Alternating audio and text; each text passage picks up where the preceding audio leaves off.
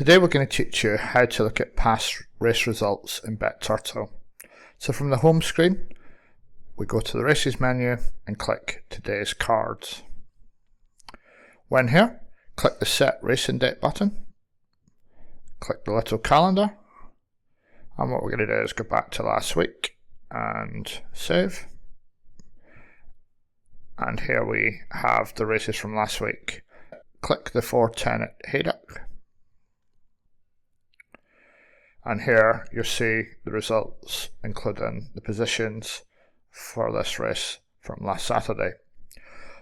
And what you can also see here is all of the statistics that were there from last week. You can see them here. So you can see the conditions, etc., etc. So it's a good way to go back and see how things were for that race.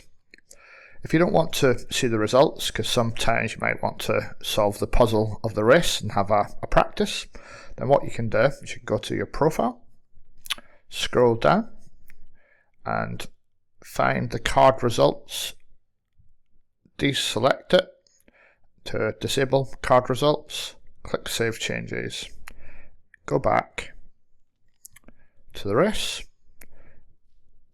and then you'll find the results have disappeared.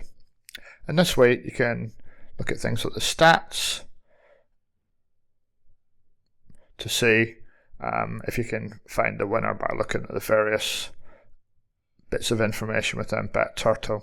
So it's a good way to practice form study, and if you watch some of our other videos and blog articles, blog here, then it will be able to guide you on how to use the features of BetTurtle to study horse racing form more effectively. Thank you for listening.